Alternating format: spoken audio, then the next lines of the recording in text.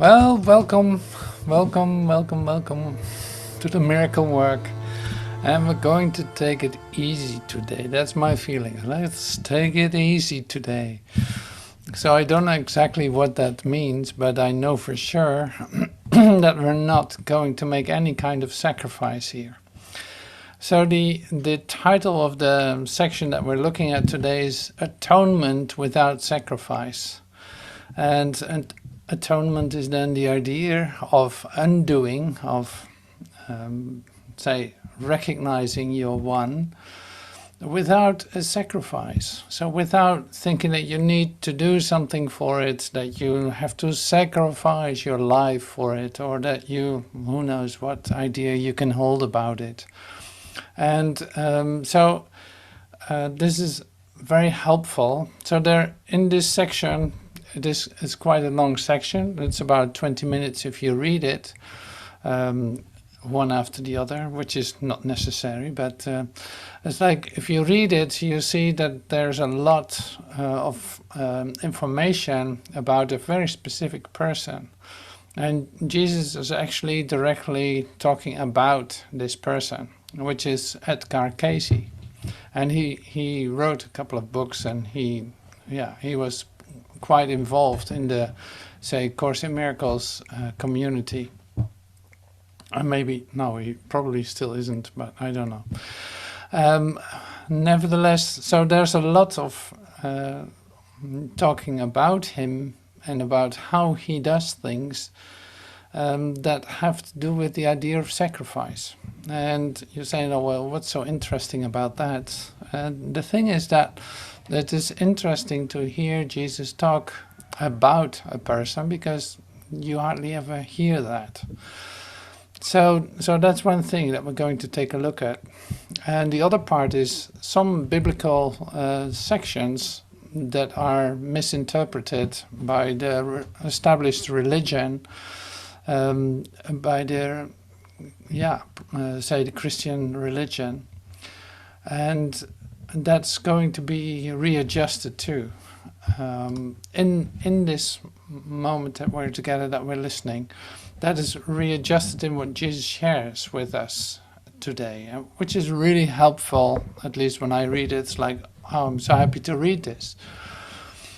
So now we start this always in a different way, and so that's what I'm going to do today. Like I said, I love to take it easy today, because we are fully on in this, and it's good to also just sometimes just listen, just like we do with Joel Goldsmith too. It's like, oh, let's sit back and listen to Joel.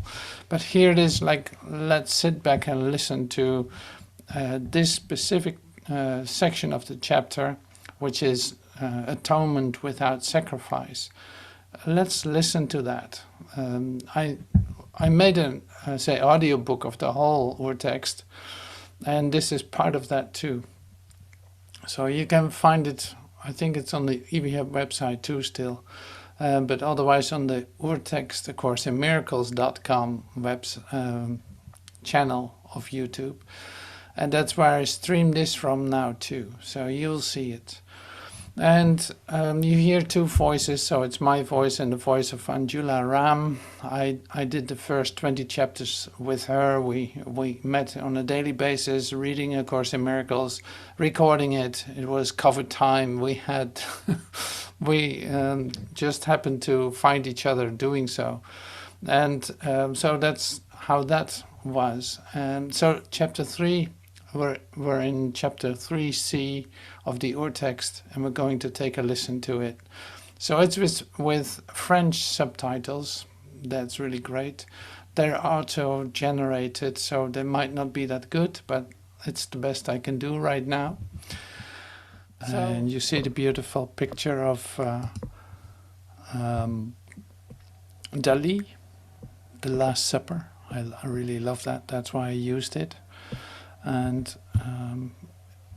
okay, Retraining the Mind is the chapter, and this is Atonement without Sacrifice. So we're going to take a listen to that. All right.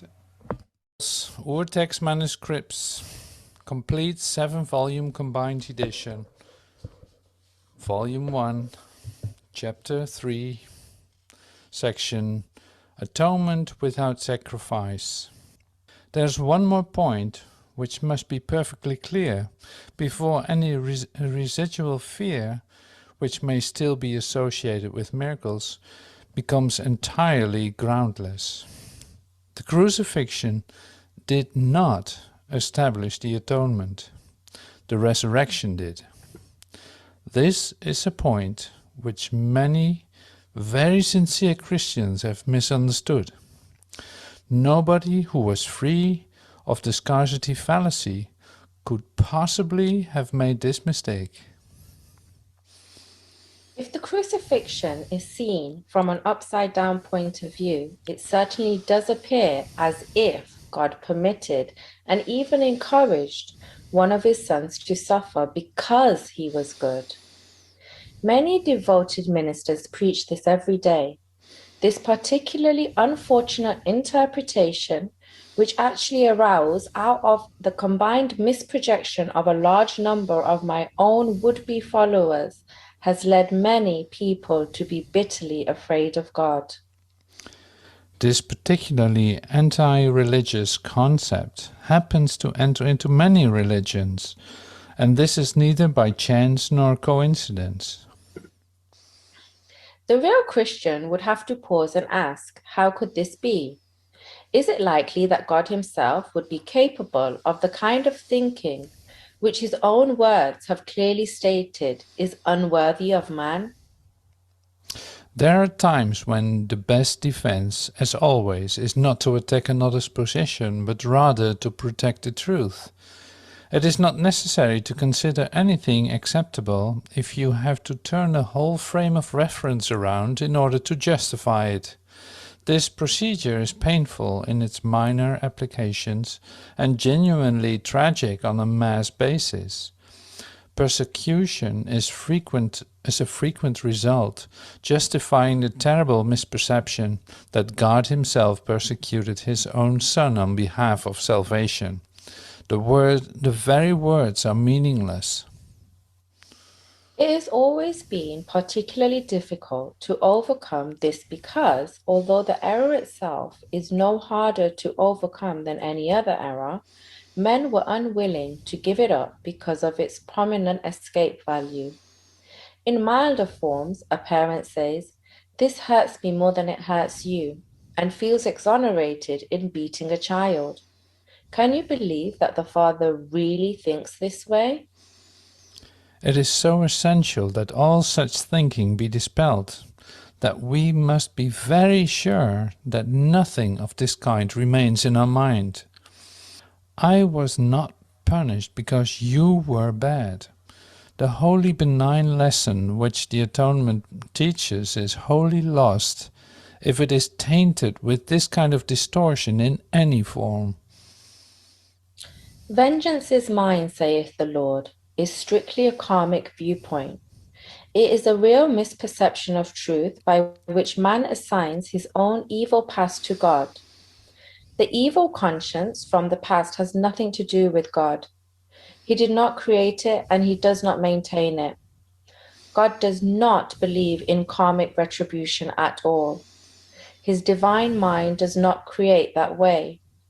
He does not hold the evil deeds of a man even against himself.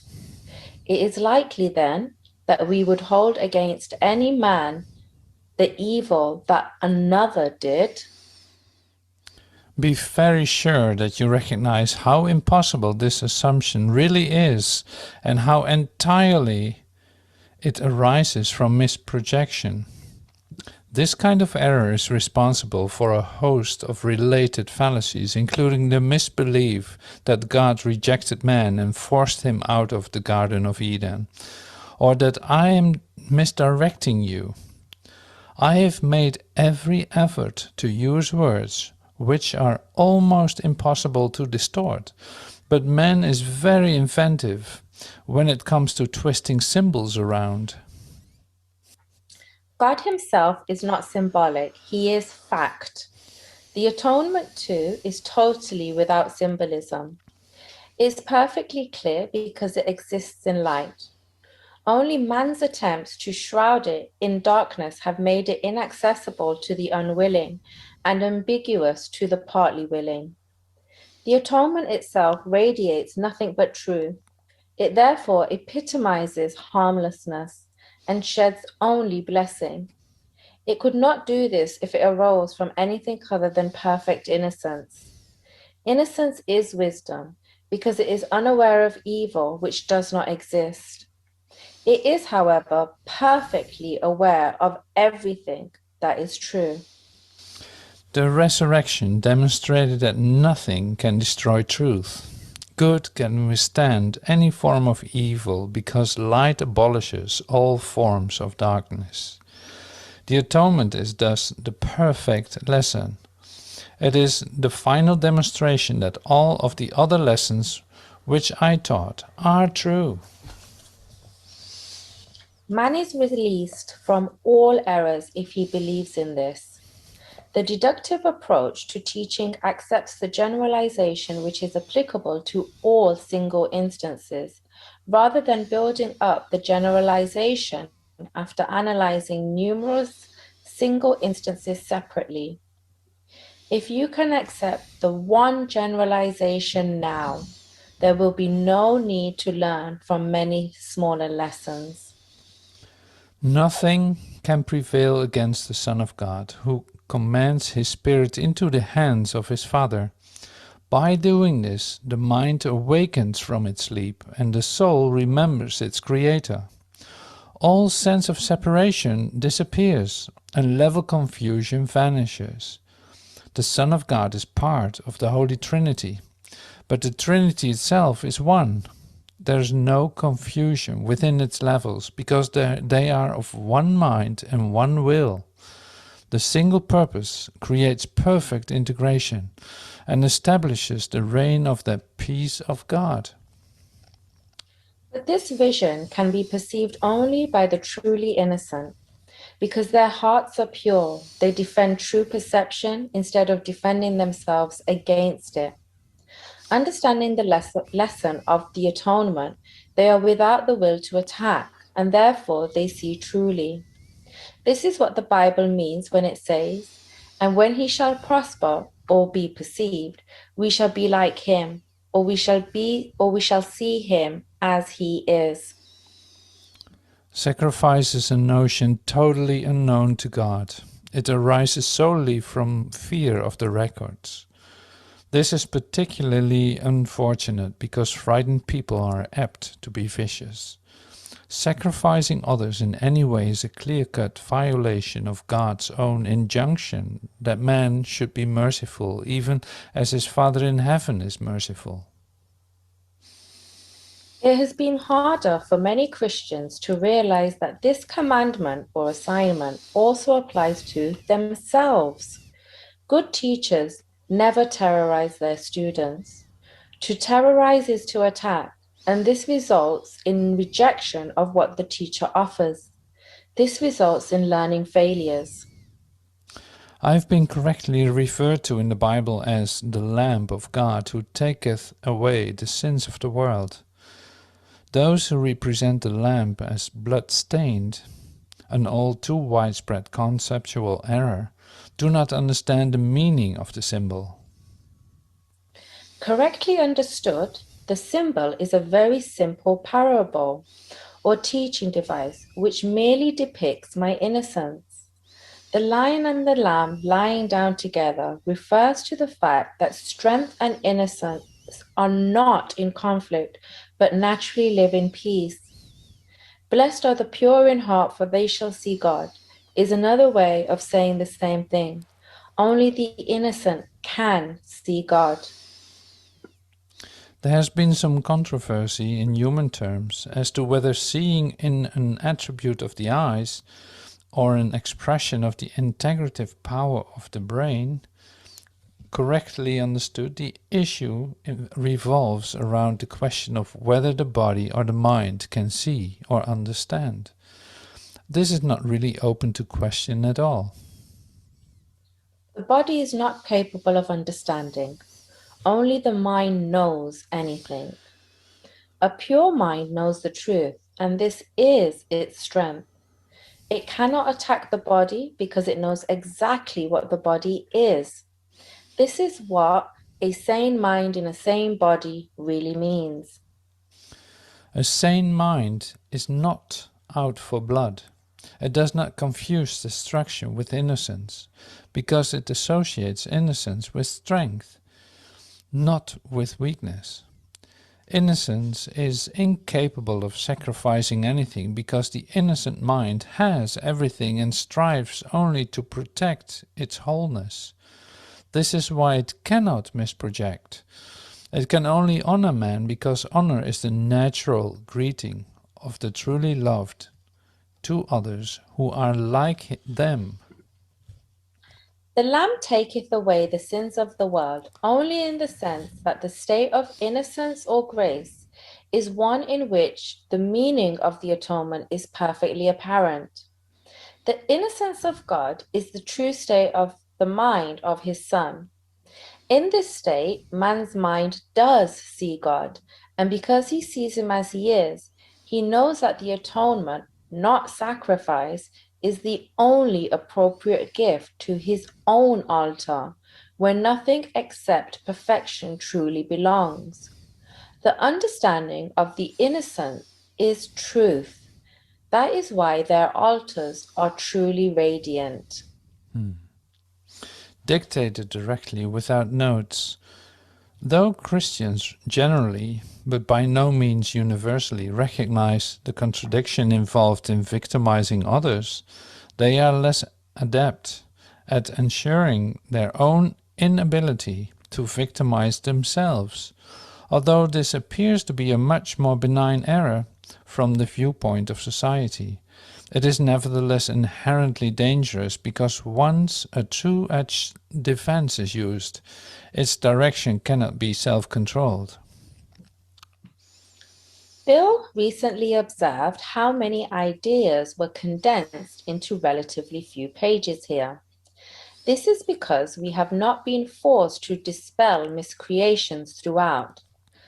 There is one set of notes not yet transcribed, which is devoted to this. These emphasize only the enormous waste of time that is involved. Casey's notes, too, could have been much shortened. Their excessive length is due to two factors. The first involves a fundamental error which Casey himself made and which required constant undoing. The second is more related to the attitude of his followers. They are unwilling to admit anything he said. This is respectful enough, but not overly judacious. I would be a far better editor if they would allow me this position on their staff.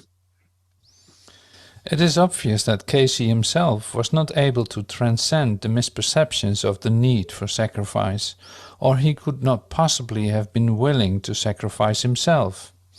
Anyone who is unable to leave the requests of others unanswered has not entirely transcended egocentricity.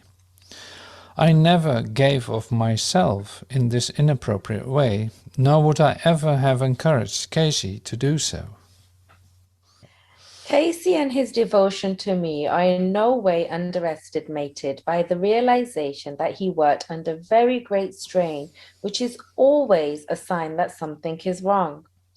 One of the difficulties inherent in trance states is that it is very difficult to overcome the split which the trance itself induces through the medium of communications made while in the trance state.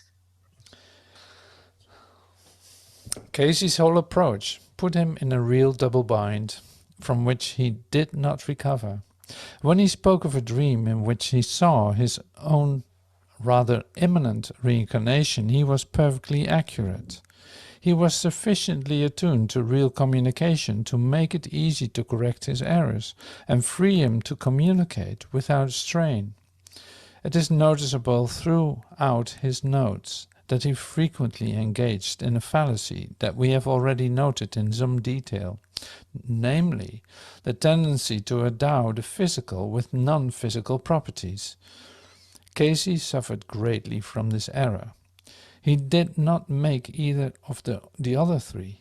However, you will remember that it is this one which is particularly vulnerable to magical associations. Casey's accuracy was so great that even when he did this, he was able to apply it constructively. But it does not follow that this was a genuinely constructive approach. It should also be noted that when Casey attempted to see the body in proper perspective, he saw physically discernible auras surrounding it. This is a curious compromise in which the non-physical attributes of the self are approached as if they could be seen with the physical eye. Casey's illiteracy never stood in his way. This is because illiteracy does not necessarily imply any lack of love, and in Casey's case, very definitely did not. He therefore had no difficulty at all in overcoming his seeming limitation. What did hamper him was a profound sense of personal unworthiness, which, characteristically enough, was sometimes overcompensated for in what might be called a Christian form of grandiosity. Casey was essentially uncharitable to himself. This made him very erratic in his own miracles and, because he was genuinely anxious to help others, left himself in a highly vulnerable position. His son comments both on the rather erratic nature of the Casey household and also on the rather uneven nature of Casey's temper. Both of these observations are true and clearly point to the fact that Casey did not apply the peace of God to himself. Once this had occurred, particularly in a man whose communication channels were open, it was virtually impossible for him to escape external solutions. Casey was a very religious man who should have been able to escape fear through religion. Being unable to apply his religion wholeheartedly to himself, he was forced to accept certain magical beliefs which were alien to his own Christianity. This is why he was so different when he was asleep and even disowned what he said in this state. The lack of integration which this split state implies is clearly shown in certain off-the-mark detours into areas such as effects of stones on the mind and some curious symbol attempt to integrate churches and glands. This is hardly more peculiar than some of your own confusion. Casey's mind was imprisoned to some extent by an error against which you have been cautioned several times. He looked to the past for an explanation of the present, but he never succeeded in separating the past from the present. When he said, "Mind is the builder," he did not realize that it is only what it is building now that really creates the future. The past in itself does not have the ability to do this. Whenever we move from one instant to the next, the previous one no longer exists. In considering the body as the focus for healing, Casey was expressing his own failure to accept this as accomplished. He did not fail to recognize the value of the atonement for others, but he did fail to accept its corrective merit for himself. As we have frequently emphasized, man cannot control his own errors. Having created them, he does believe in them. Because of his failure to accept his own perfect freedom from the past, Casey could not really perceive others as similarly free. This is why I have not wholly endorsed the Casey documents for widespread use. I am heartily supportive of the R's endeavor to make Casey's singular contributions immortal, but it would be most unwise to have them promulgated as a faith until they have been purged of their essential errors. This is why there have been a number of unexplained setbacks in their explication. It is also one of the many reasons why the Casey material, a major step in the speed up, must be properly understood before it can be meaningfully validated. Casey's son has been wise in attempting to deal with reliability, which in Casey's case is very high. There's a way of validating the material, and Hugh Lin is perfectly aware that this must be done eventually. He is also aware of the fact that he is unable to do it. In the present state of the material, it would be most unwise even to attempt it. There's too much that is invalid. When the time comes that this can be corrected to the point of real safety, I assure you it will be accomplished. In tribute to Casey, I remind you that no effort is wasted, and Casey's effort was very great. It would be most ungrateful of me if I allowed his work to produce a generation of witch doctors. I'm sorry that Casey himself could not rid himself of a slight tendency in this direction, but fortunately I have fuller appreciation of him than he had. I'm repeating here a biblical injunction of my own, already mentioned elsewhere, that if my followers eat any deadly thing, it shall not hurt them. This is what Casey could not believe, because he could not see that, as a son of God, he was invulnerable. Okay, so this was the reading of the part of the chapter, and it might not be super accessible, you could say it, but at the same time there are certain aspects that I really love to emphasize one more time. So the thing with this is, in the first 7 chapters, there's a lot of these kinds of notes that are taken. So in which Jesus explains something related to the download of A Course in Miracles. Like he had to deal with 2 persons writing it down that needed to actually experience it at the same time too. And so you could see, like, that is not, say, there was a lot of work. There was a lot of work. And so I love to hear that, because it makes it, say, if you look at yourself in what you receive as information, comes to you, but it finds its place in you. I could say it's like it finds its place in you, but you don't really know how that works, and you also are not completely fully aware of your actions and the way that you think all the time. So there's always like an you could say is disturbance, moments of clarity, but then also moments of darkness or moments of fear where you move through, not having no idea where it actually comes from.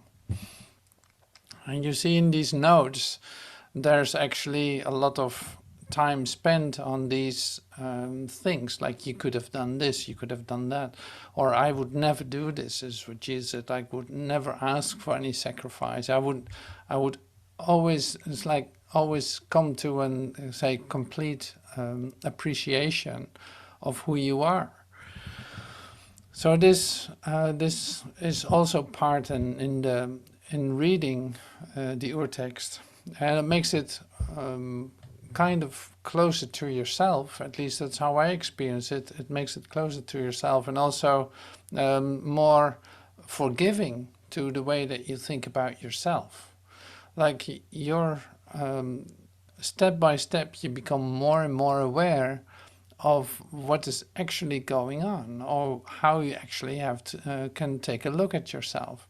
Like here, what is being said about Edgar Casey is that he loved to give to everyone, but to really receive it for himself was a big failure, you could say. Like he didn't do that because he had a deep sense of unworthiness. Now these are signals um, to me, like these are signals in the sense of take a look at how you are in your own say situation, in your own spiritual life, in your own awakening process.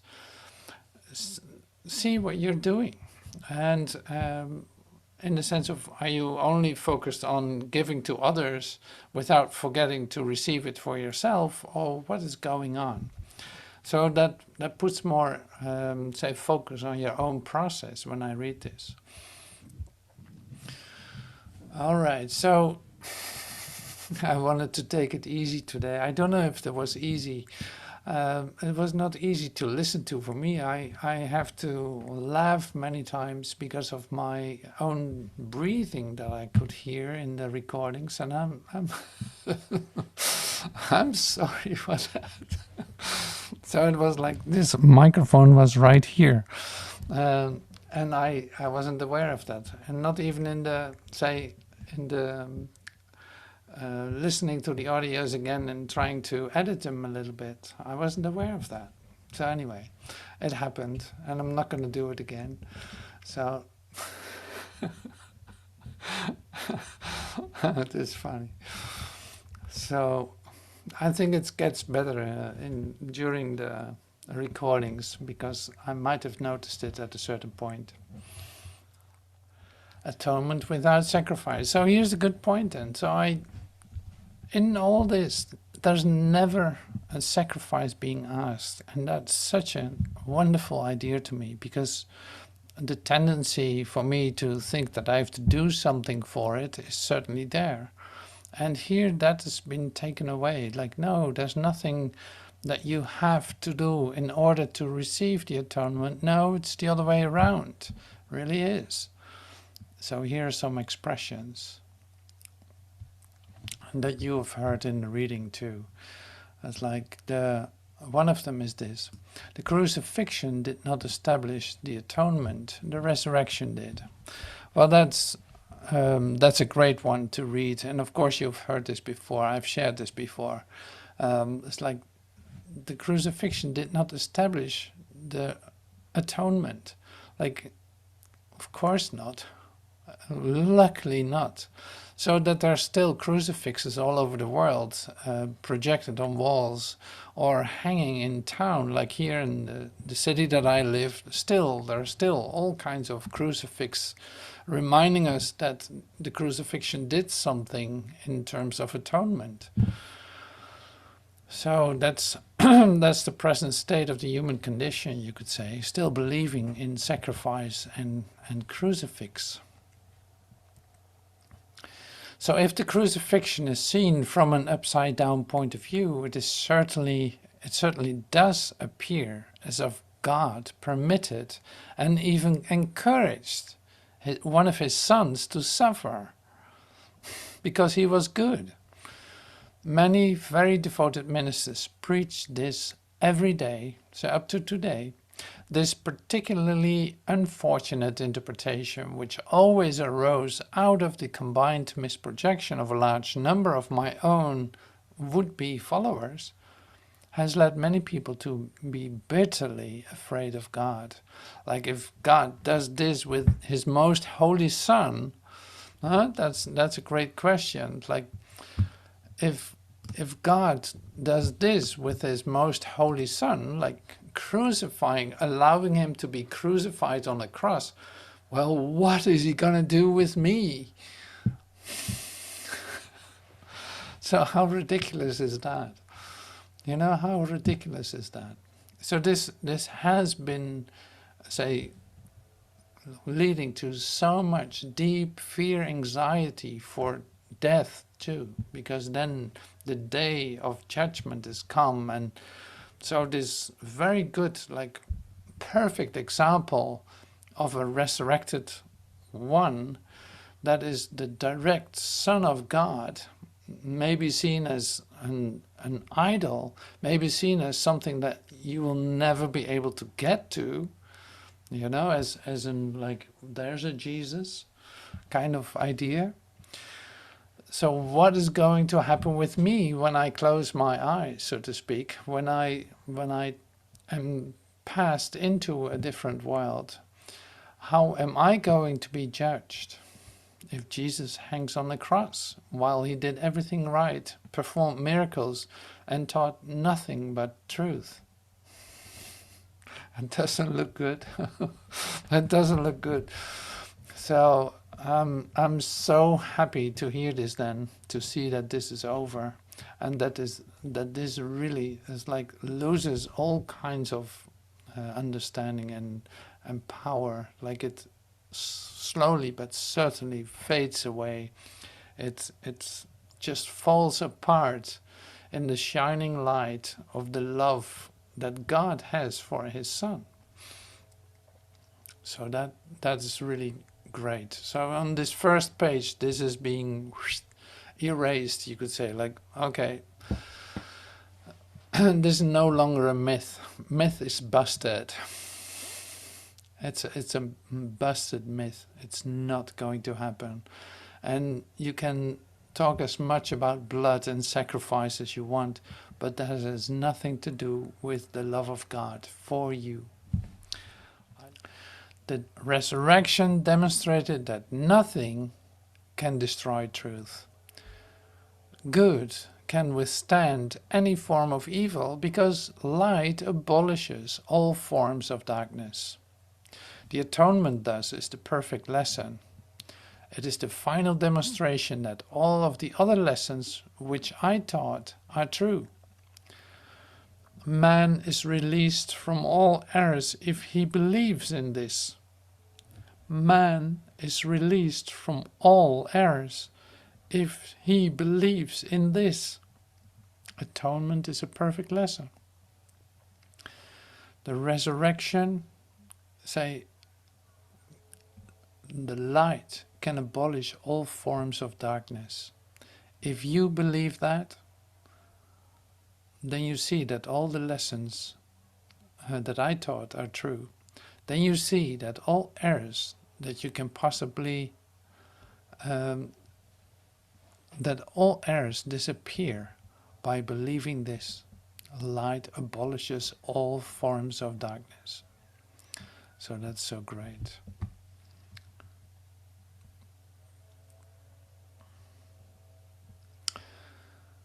Nothing can prevail against the Son of God who commands his Spirit into the hands of his Father.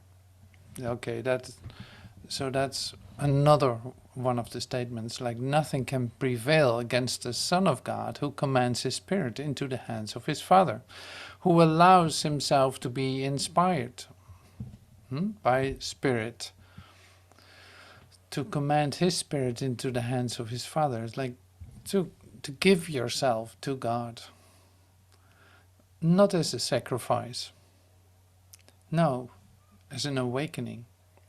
By doing this, the mind awakens from its sleep, and the soul remembers its creation.